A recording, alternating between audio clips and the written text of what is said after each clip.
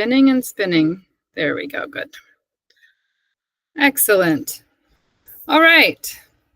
So I want to start with an introduction and welcome everybody to this Wednesday afternoon workshop in our workshop series for parents and caregivers. My name is Ramsey Mahavitz, and I'm a special education resource teacher in the Family Support Services Office, which is Baltimore County Public Schools Department of Special Ed.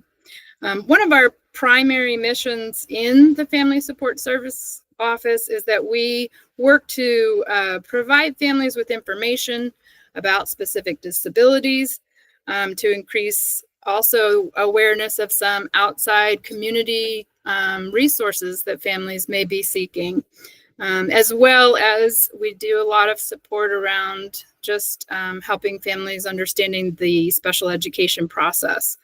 One quick disclaimer, when we invite, like we did today, some outside community partners who offer services, we are not at BCPS ever endorsing specifically one organization or one provider. We are just here to help, increase your awareness. If you do have questions for them about their services, fees, and those kinds of things, they always would go directly to the organization.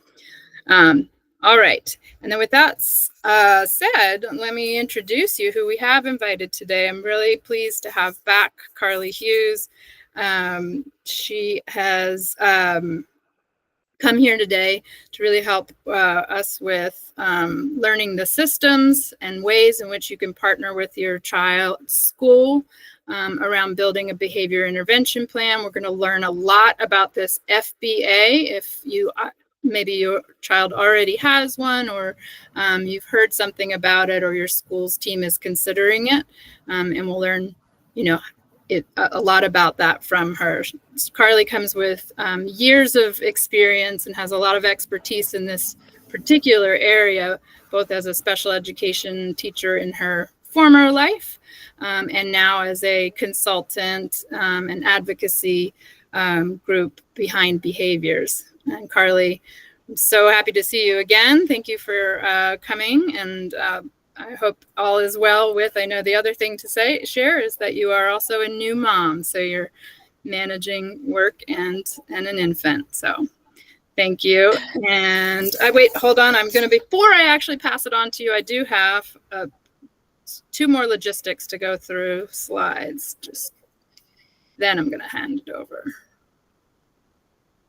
Okay, so I'm going to start with this slide, and I don't know if anyone today would benefit from this, but we do want to share that in the Google Meet platform, if translated live captions in a different language help you with comprehension, it's not a one-click, and so I just wanted to show folks the steps to do that.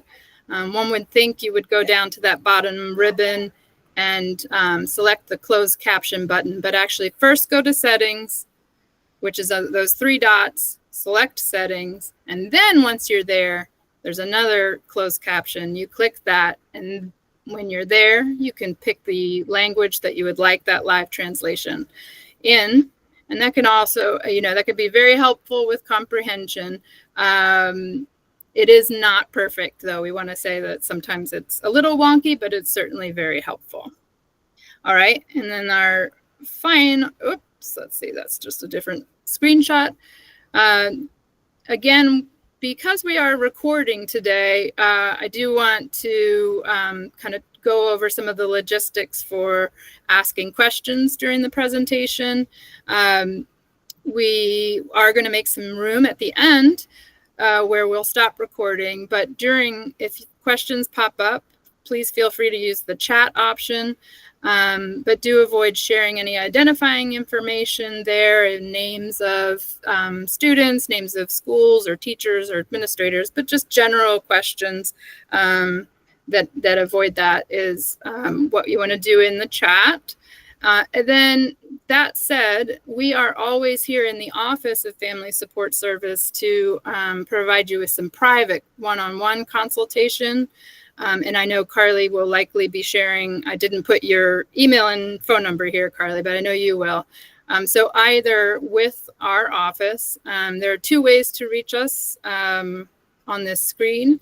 There's the phone number you can pick up and call, or this QR. If you have your phone with you, you can scan that and it'll take you directly to a link where you can request that we reach out to you and share a little bit about your child and what your concerns are. So just want to make sure you know that you always have that option for one-on-one. But today we're going to do this group workshop. And Carly, I'm now ready to hand over the controls again. If you want to be the master of sharing screen, kick me off. I will share. All right, does that look good to everyone? You guys see that? Yes. Perfect. Okay, we good, Ramsey? I'm good to go? Good to go. Okay, all right, well, thank you for the introduction. And yes, I am a new mom. Again, I had my second daughter here in August. So I took some time off and I'm back again, and I'm so excited to be back with Baltimore County, partnering with the Family Support Services to do some of these workshops and webinars. And as Ramsey said, we'll kind of cover behavior intervention plans, FBAs, and just some little tidbits about challenging behavior here in the school setting, and they kind of all tie together. So let's see, here we go. A little bit about me. So as Ramsey shared, I'm a former special education teacher and a behavior interventionist. So I'm not a BCBA. I have my master's degree in special education and applied behavior analysis, but I actually kind of adopt more of a different lens when looking at behavior that kind of combines applied behavior analysis with some different kind of methodologies as well that focus on self-regulation, brain science, and so on. I taught for 8 years in the classroom. I taught elementary, middle, and high school. My favorite grade to teach, though, was middle school. I loved middle school. Didn't think I would. I didn't start out there, but something about 6th, 7th, and 8th grade students, they're just funny. They still kind of listen to you, and they're just kind of goofy all around. So I started to have behaviors, educational consulting after 8 or so years in the classroom to allow myself more flexibility with raising my 2 girls. So my email is carly@behindbehaviors.com. Of course, I spelled it wrong here in my own slide, but I'll also share it at the end if you ever want to contact me and learn more about that. So today we're going to kind of talk about, again, the behavior intervention plan, the FBA process, really what comes first, what is the overall understanding of behavior intervention plan, kind of understand the foundations of the functional behavior assessment, the parts of the BIP, implementing that BIP, and how do you kind of go about advocating and making sure that it is working for your child. And so as we go through this presentation, our working definition of behavior for this conversation, we are going to be talking about challenging or interfering behaviors, but just to note that behavior is not synonymous with being bad. Everything we do is behavior. It's our way of communicating and signaling, what works for us, what is on our toolkit as far as going about the world. So just keep in mind, as we talk about behavior today, it will be in the context of the challenging and interfering behaviors. And again, just to highlight your role as parents and caregivers, maybe you're also a teacher here on your lunch break, is that you have that unique insight to your child. You are the absolute pro about your child at the IEP table, at the school meeting, in general. So that's really what you bring to the table. You're also going to know as much as you can about these processes, behavior intervention plan, IEPs, all the things, but it's so much to learn.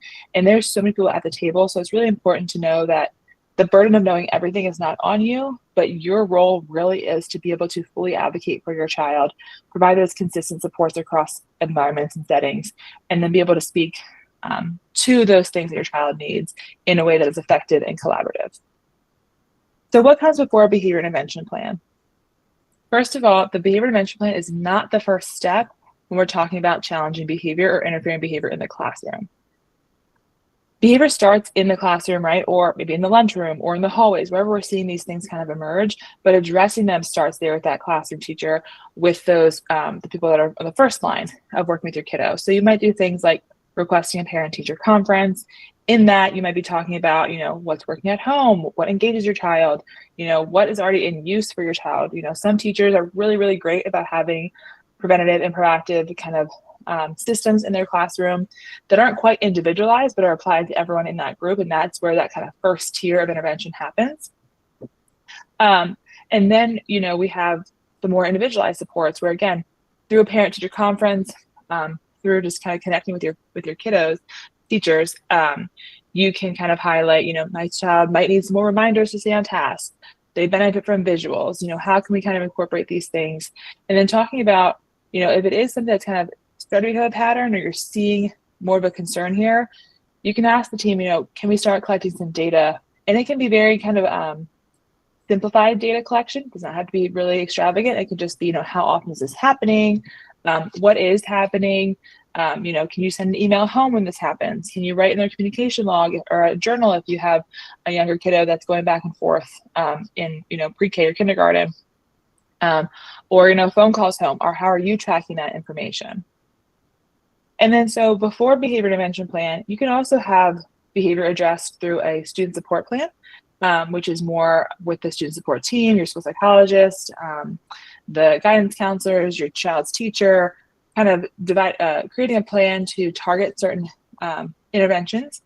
You might have just a basic classroom behavior plan, and that's really kind of derived from that classroom teacher. And again, that could be just saying, hey, my child requires a frequent check-in before class starts because they need to be reminded that they can't talk to their peers during this time, during time on the carpet or time at their desk or a whole group or individual work, whatever it might be. And then you can have a 504 plan, which could address some of the behavior needs, whether you're looking at a student who has ADHD and they need visuals, graphic organizers, things that help keep them on task. Or maybe they have a check-in, check-out system where they are checking in with each teacher that they have, and they're using a point sheet. That can all be a part of a 504 plan. And then, of course, we have our individualized education plan. You might have things like behavior goals. You can have different accommodations which are supporting the behaviors you're seeing. You can have supplemental aids and supports which are more individualized and kind of crafted supports that are catering to your child to their specific need. So these are all different ways that we can incorporate behavior supports into an existing plan before looking at, do we need a behavior intervention plan? So again, some interventions you might have in place before going to a really formalized plan. You might be looking at adjusting a task length or difficulty.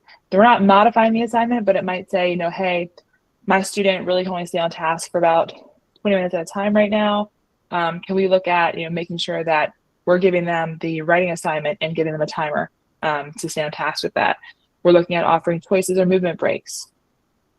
Visual schedules, again, timers, having predictable transitions or routines, having a reinforcement system for positive participation, those teacher or counselor check-ins, sensory tools, calm down areas. Again, these are all different interventions or supports that we can put in place kind of informally to begin with, see how they're doing. And then if they are proving that they are required for your child, whether that means it writing into an SST plan, a classroom behavior plan, which is super, super informal, little plan and write up, the IEP or a 504 if they have those things existing. You might want to consider a behavior intervention plan when we start to see that those behaviors are really significantly interfering with the learning of your child or others. That we see we've tried those things. We've had a student support plan, we've done the classroom behavior plan, we've done some informal type of tools and interventions, and they're just not really working super effectively to help mitigate those behaviors in the classroom. We're seeing significant and ongoing behaviors, again, that those interventions are not working, or we're escalating in what we're seeing.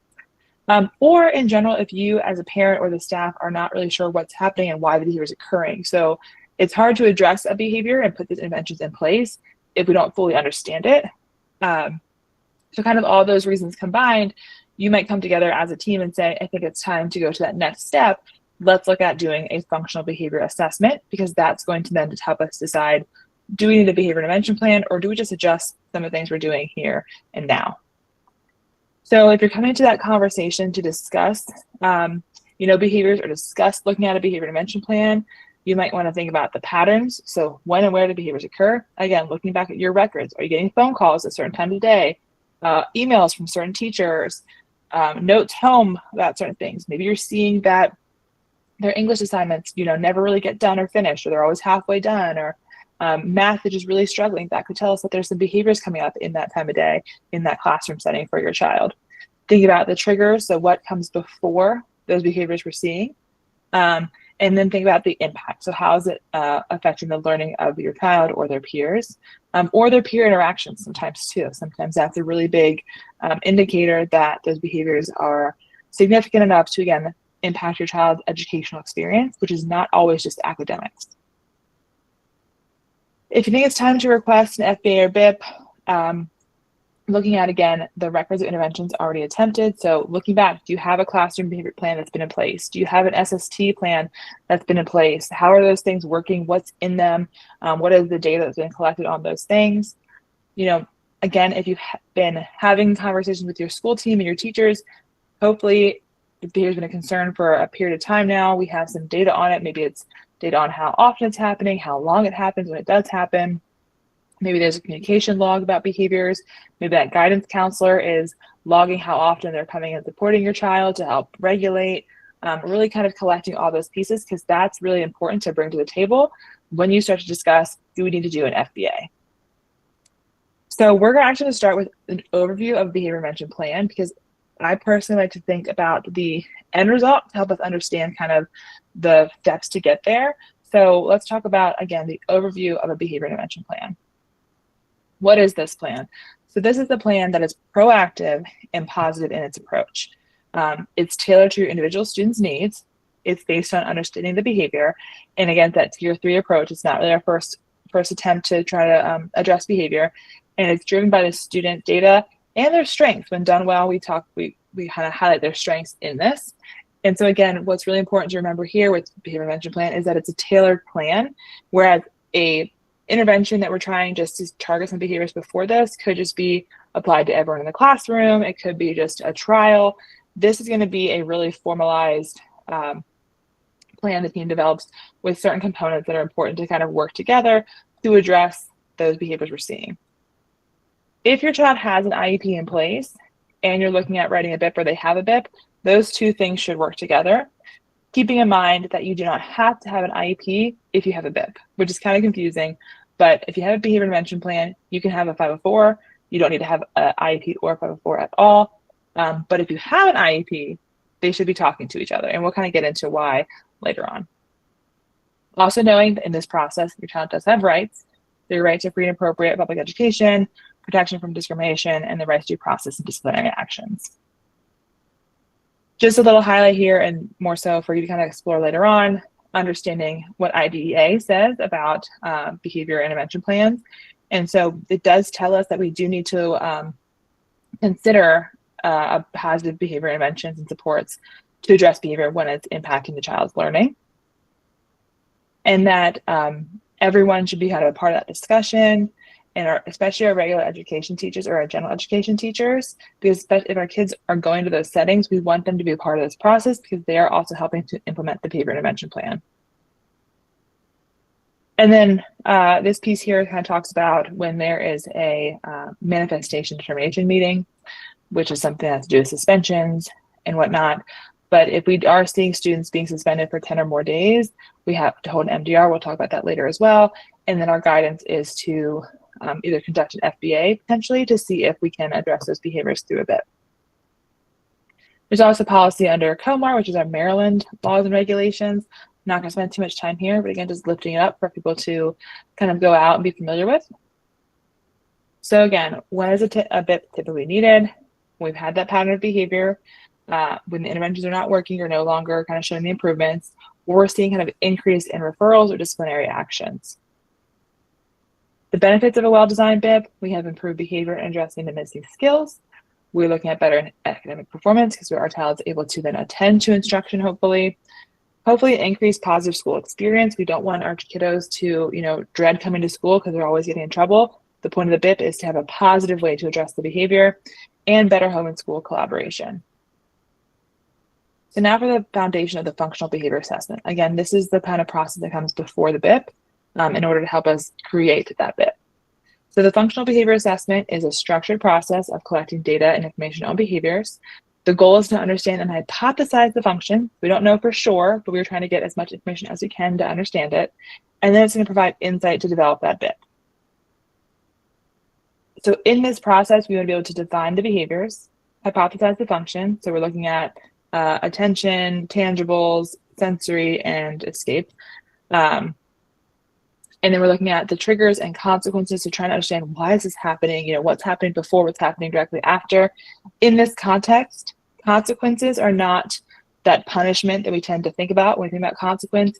It literally just means what happens right after the behavior. And then, again, this will help us guide that intervention development. Now, something to note is that with an FBA, you're not always guaranteed to have a BIP afterwards. You might come together after and review the FBA together and say, with all this data we have, we actually don't think we need a BIP. We can actually address this back in their IEP. We can address this through a 504 plan. We can address it just through some classroom level interventions. Or we did the FBA and the behaviors just aren't actually as significant as we thought they were, so we don't really have to have that formalized plan. So who is conducting your FBA? So this is a big, write this down. It should not be one person. You want a team of people collaborating and collecting data in the FBA process. Your special education teachers, general education teachers, potentially your school psychologist, maybe a behavior specialist if one is available with the county or within your school and their program. And then you as parents and caregivers are also part of this process. So your role here is really to kind of give some historical information, some background on your child, if they've been in different schools before, had this behavior come up before, talking about observations from home. What do you see? With their siblings, they do this often or they don't do it at all. And here's what happens at home. And then collaborating in that hypothesis development. So when you come to the table for an FBA kind of process, you're meeting beforehand, you're meeting after, once the data is collected, and your opinion and perspective really is important. So if you feel like it's just not really representing your child, it's not giving enough information, you can share all of those things in that process. Some key components of our FBA, you're going to see an operational defined behavior, target behavior. Usually there's a couple in there. We'll talk more about a good definition of behaviors. You might see 1, 2, 3, or 4. 4 tops is the most I would personally like to see on an FBA. You're going to want to see some background information. Again, information about your child, but also information about what has been tried, what interventions, their educational history, referral data, anything like that. A variety of data sources.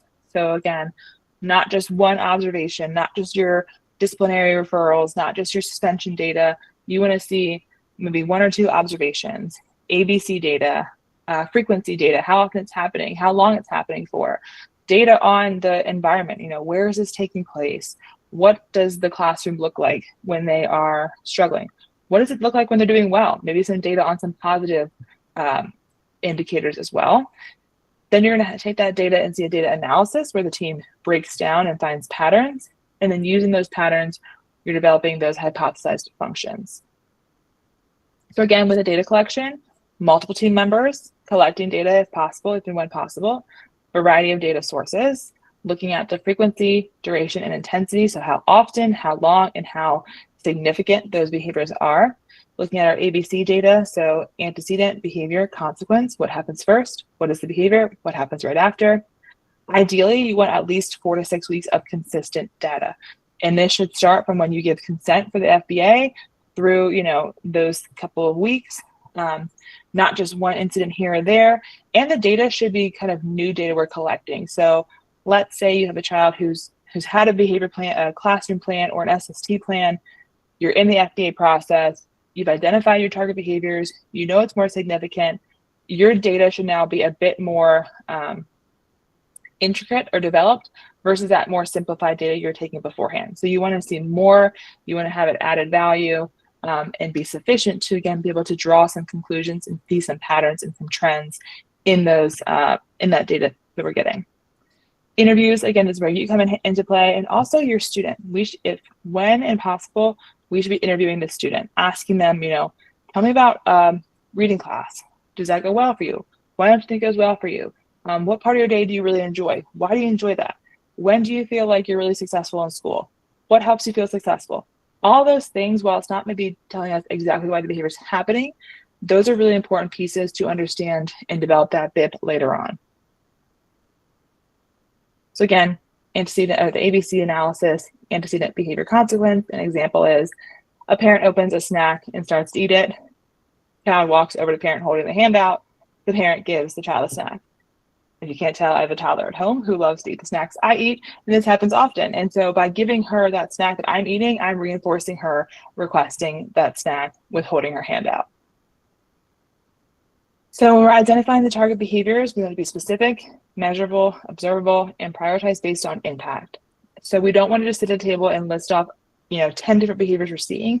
We want to think about what is socially relevant to your child, what's important to you and to your child.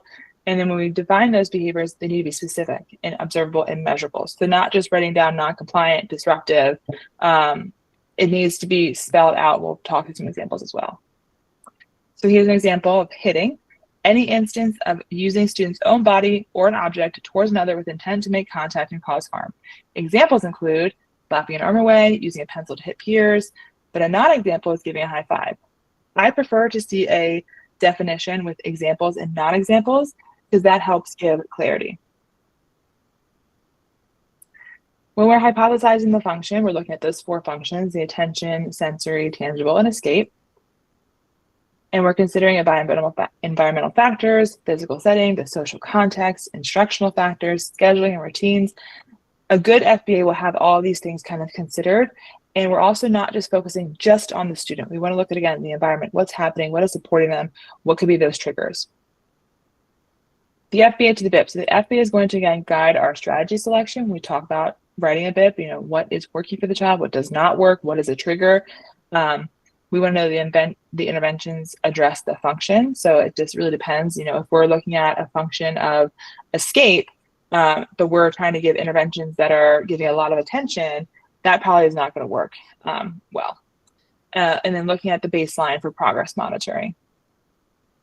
So now I'll talk a bit about the behavior intervention plan. So the parts of the BIP, again, you have those defined target behaviors and their hypothesized functions, which we got from the FBA process. We're looking at preventative teaching and response strategies outlined in this plan that are tied to the target behavior and their functions. We're looking at replacement behaviors and their goals. This is where, if you have an IEP, you want to see those 2 things work together. We're looking at a response plan or a safety plan if necessary, and a plan for data collection and communication for progress monitoring. So preventative strategies are the techniques to be used with or provided to the student in order to prevent the behaviors from occurring. These are implemented to decrease the occurrence. So things like modifying the environment, adjusting those routines, providing supports, removing triggers when possible, priming your child before going into a setting, having visuals ready for them, and so on and so forth. Some examples, so let's say we have a student who is eloping. So some preventative strategies might be, having the student away from the exit, priming them before coming into class about what their expectations are, how to ask for a break, how do we leave the classroom if we need to, providing a close proximity of adult during activities with increased likelihood of eloping, having a stop visual by the door, or allowing access to a designated break space. So our teaching strategies, these are the techniques we use to teach the new behaviors that we want to see in place of the old one. They want to serve the same function as the target behavior, and they must be clear and specific and a skill the student is capable of doing. So again, for eloping, if that function is escape or attention, we might be teaching self-regulation strategies. We might be providing social skills training, executive function coaching, teaching the communication skills to request space, and the replacement skill could be that the student is going to ask for space. So some response strategies, these are the techniques implemented to de-escalate this challenging behavior, to ensure safety of the student and the staff. When the behaviors occur, how are we responding, essentially. So keeping in mind that if there are different functions, there's different ways to respond to each, to the behavior per the function. So again, with eloping, if we're looking at escape or attention, our response might be that one staff member is following the student out the door. If they're leaving out the classroom door, you're going to give a prompt to come back to class. If they're not responding, you might then kind of escalate that our response as a staff member and, ask them to come back and kind of give them a task we know they'll do. And then we might be guiding the student back to class or to the designated break space. So with behavior intervention plans, consistency is key. We want to implement this across all settings where this is relevant. We want to train all relevant staff. That includes your gym teacher, your paras, the lunchroom staff, the teachers, everyone who is engaging with your child throughout the day where this is relevant, they should be trained on this. Having a communication plan or communicating the plan to all team members and using the strategies consistently over time. So one important piece when you're talking through with your team how to implement the BIP, as a parent, allowing space to ask questions, allow the staff to ask questions so you can make sure that everyone fully understands how this looks in implementation. So the IEP and the BIP, like I said earlier, should go and talk together. So with your behavior intervention plan, if you have replacement goals, replacement skills, you should see that reflected in your behavior goals in the IEP. You might see some of those preventative strategies or response strategies listed in the supplemental aids section of your IEP. So again, if a preventative strategy is to have visuals on their desk of, what to do when they have to ask a question, that should be outlined in the IEP as well. And the progress monitoring with the BIP is kind of tied to those, the IEP progress monitoring and progress reporting. So again, accommodations, so things like environmental adjustments, scheduling modifications, task adaptations, communication supports, and then looking at data collection. So with your BIP, again, this is more formal than those previous interventions we tried before the BIP. So with the BIP, you want to have maybe some ABC recording ongoing to see is the BIP working? Are we seeing the decreased behaviors? Frequency, again, how often is behavior occurring? Duration is how long? All these different examples are what should be done when the BIP is in place, and then you're comparing it to that baseline from the FBA. So you might get the progress monitoring through daily behavior reports that can be sent home, a school-to-home communication system, maybe there's a point sheet system, maybe that the teacher is collecting the data and graphing the data, maybe having regular team meetings to review this data, talk with the team, is it working, is it not working, and so on. And then implementing the BIP. So the role of the school in implementing the BIP is to provide necessary resources, ensure staff training, maintain consistent implementation, and to monitor progress. The case manager is going to implement the strategies consistently, analyze and report the data, ensure that all team members are understanding of the BIP, and communicate with the family and the team. They're kind of your liaison. The school staff, again, they're implementing the strategies consistently. They could be charged with collecting the data, providing feedback, is this working, is it not working, and communicating with the team. Your role as a parent or caregiver is to reinforce those strategies at home when they're applicable, sharing your observations, participating in progress reviews, and kind of staying on top of analyzing that progress and getting it and making sure it looks good to you as well, and then advocating for adjustments as needed. So again, that ongoing data collection, this is something you agree to in development of the BIP. It should be done as it's written in the BIP to monitor that progress. The team is doing this across settings. And then a piece to highlight, which is not always common, is to collect data on both the positive and the challenging behavior. So if we are looking at eloping as our challenging behavior or our target behavior, but our replacement behavior is to access a break space versus leaving the classroom, we want to collect data on how often is your child accessing the break space and how often are they eloping. So we can start to kind of see, are they actually using, is this replacement behavior being used? Is it working? Are the strategies we're using in the BIP with those teach strategies really making an impact on your child?